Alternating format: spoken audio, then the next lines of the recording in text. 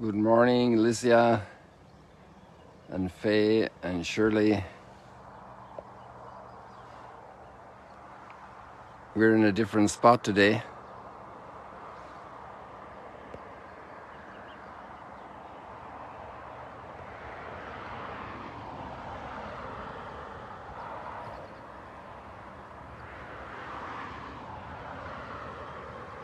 We're overlooking Magdala, just here from the edge of Mount Arbel.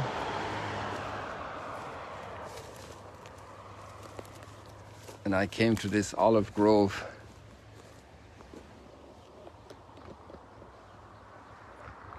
The camera is a little bit slanted here, I think. It's amazing, no matter how I fix it.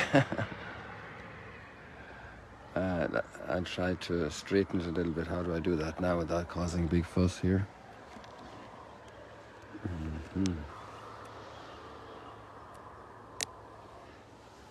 Let's look at the sun, even though it's very pale today.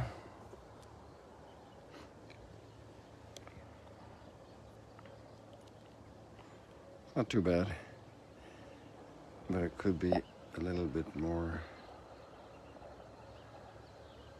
like this.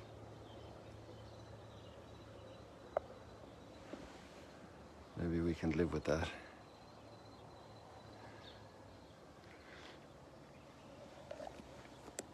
My friends want some shots of olive grove, so I thought maybe I can get them here for them. Let's see. We mightn't do too much walking today. Oh, I just found an opening here in the fence, a breach, and here we have a caper. That becomes a tree where the capers grow.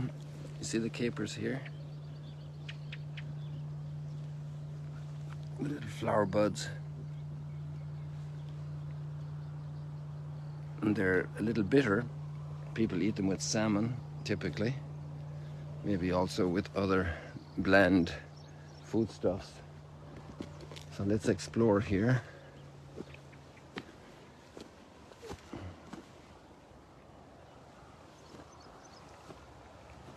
One thing that I like about the caper is the flowers. Very structured, very articulated, lots of pieces to it. And it has a beauty. It's a rather pale morning. This is Shabbat morning. And this is well protected here from the cows. They can't come into the olive grove. And this seems to be a good access for tractors here to work the land and to look after the olive grove.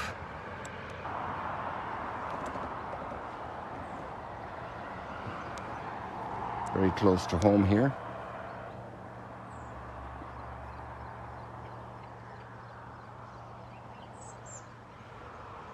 And Paul is already in prison today. Yesterday we had him in Caesarea and we didn't read the text of those chapters, the early 20s of the Acts of the Apostles. It's a marvelous debate, conversation with Festus and Agrippa and Paul. And Festus and Agrippa's wives are also present.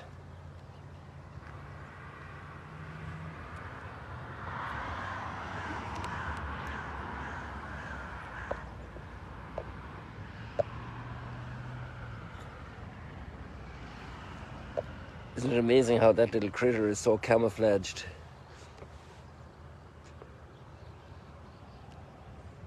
Here on this plant. And look at what's inside each of those. Isn't that amazing? The design, the structure, the purpose of all of that. Let's look inside, if we can.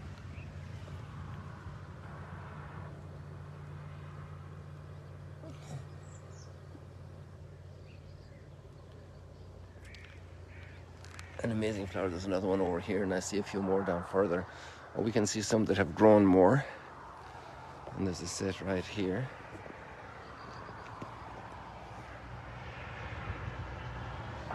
And when you're in prison, you can't see these kind of things because you're confined. But actually, they gave Paul house arrest. That's the flower of the caper. The camera is zoomed in, so it's magnified. If I bring it back to normal, that's back to normal size. So you can see just a reference point there.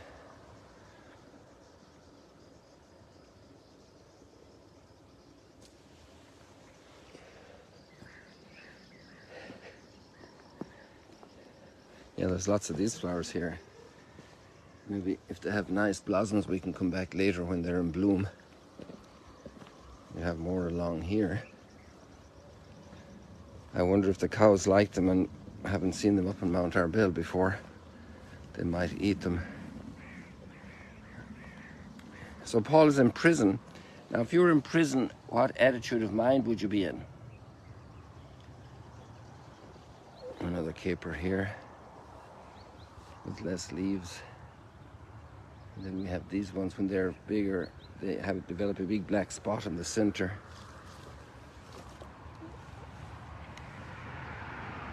Not sure what this plant is.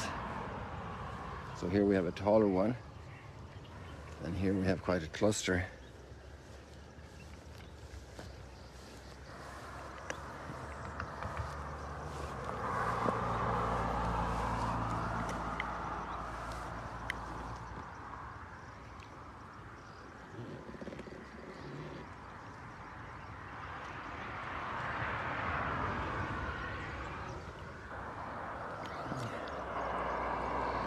So what would your attitude be in prison? What is the typical attitude of a prisoner? Just with a friend yesterday, we were looking for a moment for some things. We were working together, one of the co-workers, one of the volunteers, and we stumbled on a video of Billy Graham. And prisoners in some prison, I don't forget the name, actually made the coffin in which he was buried. What a beautiful, I'm not sure what the word beautiful is, right? Let's say good. But actually I felt also that there was a beauty to that whole reality, that these people who obviously had ended up in jail for doing things that weren't good, and they had the possibility to do that work and to prepare the coffin for Billy Graham. They knew they were doing that. It was filmed to see them securing the cross on the coffin. It was very simple wood. To be in prison is not to have freedom. To be confined, to be disarmed. But it's wonderful when people can be on a path of rebuilding their lives. But in Paul's case, there's no shortage of life in Paul. He's completely bursting with life from the very core of his person. And so when he's in prison, it's just a circumstance. And he's absolutely not intimidated. On the contrary, for him, prison is a platform to announce the good news. Very few olives, but they're there. And there's another bunch up here.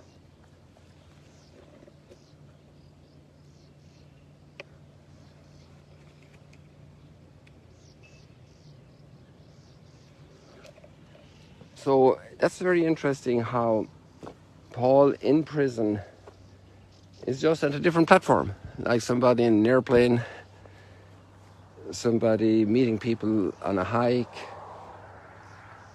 I have good news to share.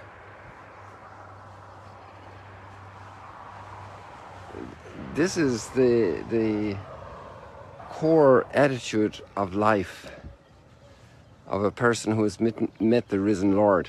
And today I put up a little question on or a comment on the greeting on the WhatsApp alert for the beginning of the live stream, saying it will be the last day we will be saying Happy Easter. We could always say Happy Easter the year round, really, and that's what we do by celebrating Easter every Sunday. The core celebration theme of Sunday is the resurrection. The core celebration theme of Judaism, if I have it correct, is on Shabbat is celebrating creation, and the account of Shabbat is expressed that way, that on Shabbat the Lord rested. He wasn't tired, but there was a fulfillment of the work. There was a joy in contemplating the work done, a very human experience, and all the good things come from the maker of all good things. Behind every gift is a giver. So this is an interesting thing that we celebrate Easter actually every Sunday. So it's not a social custom, but you really could say Happy Easter every day. You could say Happy Easter every day. It wouldn't be a mistake theologically. It might be met with misunderstanding socially, because they say, well, where were you? You know, that was 3 months ago or whatever. In this case, it was 49 days ago, the 7 weeks, the 7 times 7. When the Jewish people celebrate the week of weeks. And so the next day then is the celebration of the first fruits, the week of weeks. And so the first fruits in the life of the Christian is the gift of the Holy Spirit, the first fruits of the mystery of redemption after the death and resurrection of Jesus. In fact, the giving of the Holy Spirit came with the resurrection. As on Easter Day, we have the account in John's Gospel of Jesus appearing and saying, receive the Holy Spirit. And there the Holy Spirit's big work is for the forgiveness of sins, which was Jesus' first announcement at the Sea of Galilee. He came to Galilee in Matthew chapter 4, and he announced, the kingdom of heaven is close, and the forgiveness of sins. The kingdom is among you. It's here. It's waiting for you. Just join. Come on in to God's kingdom. Well, we could never go out of it because the whole world is in his hands.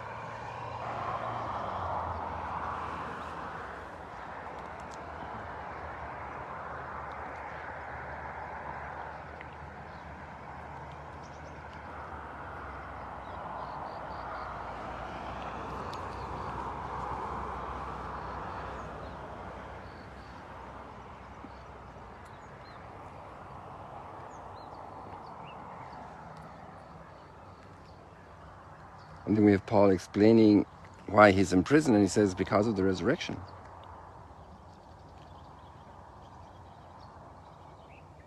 And then about the difference of attitude with the leadership in Jerusalem, with the Jewish community of which he was such an ardent proponent and scholar.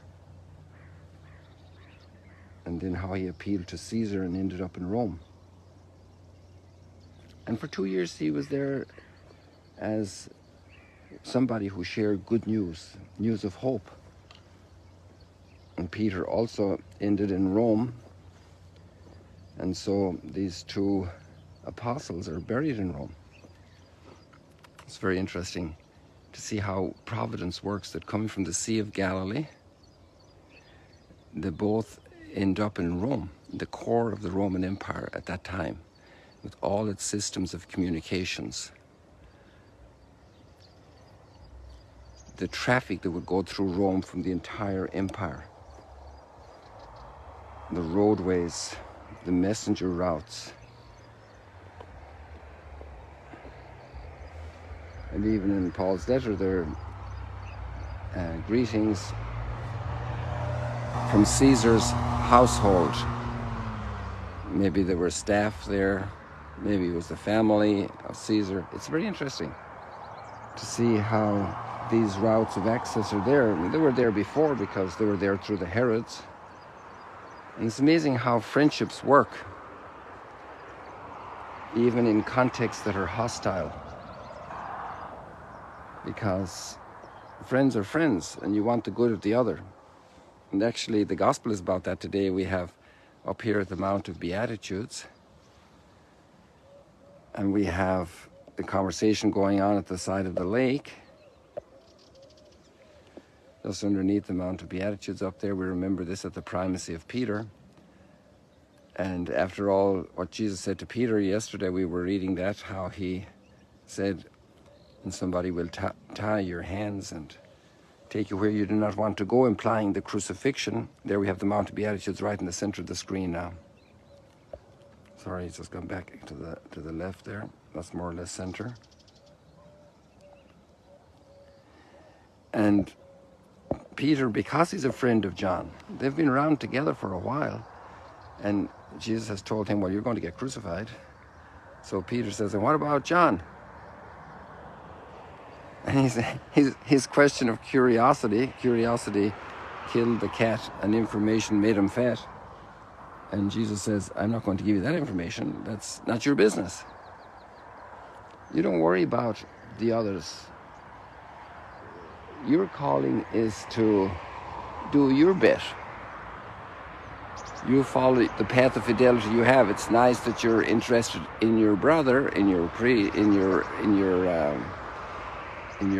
in your friend, in your companion, in your classmates. But don't be too worried about that. You just be faithful and pray for your companions. And that'll be the surprise God will have in each person's life. I'm looking for a cow up here, but I think I have the camera in the wrong place. Or do I?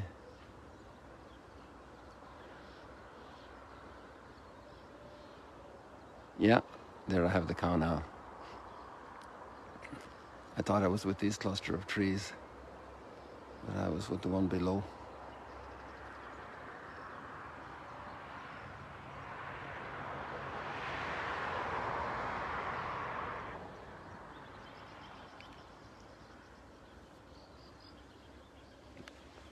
So that's interesting. Sometimes we're very worried about certain things about others. It's good when they're in need to be there to help them. But everybody has a plan of holiness, of the work of God in their soul. Maybe even spouses also have to give that space to each other, being an extraordinary close support in life, walking together towards God. Each spouse has their own relationship with God. And the Lord has his time with each one and his form with each one. And we don't need to investigate every detail of that. That's freely shared and also maybe even unclear to each person, because none of us really know what's going to be tomorrow. And much less do we know what's going to be next week and next month and next year. What's the length allotted to our days? How are we going to know that? That's not easy to know. It's actually not clear to us at all. I'm trying to zero in on another little critter for you here, and the phone thinks that I'm doing the wrong thing. But we'll get there in a moment.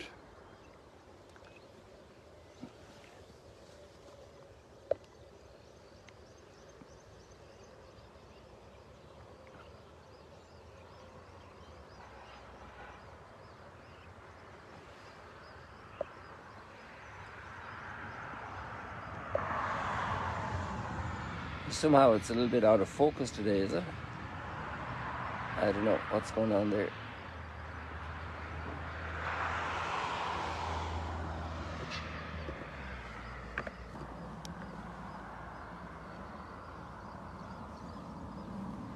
Let's try again now. I just did a little trick to the phone there.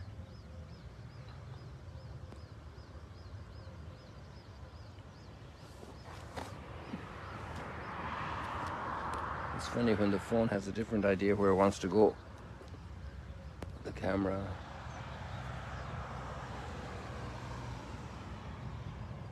There we have it.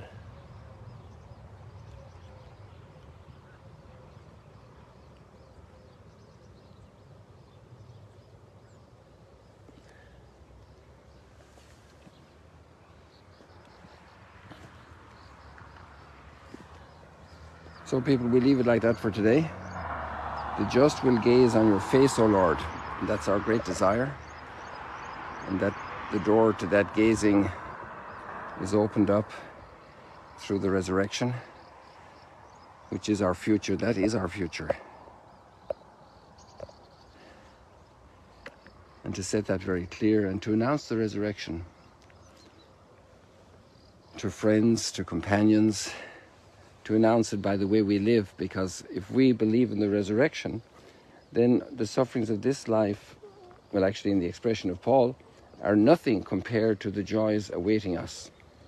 And therefore we have a view and a vision that allows us to have great patience, great kindness, and a great joy, a great hope, to be filled with hope, and therefore a great capacity to love, to lay down our lives, to be helpful, to look after people in need, to be patient. So thank you for joining us this morning here at the Sea of Galilee. I say God bless you with a little selfie moment here. See you later, alligators. God bless you.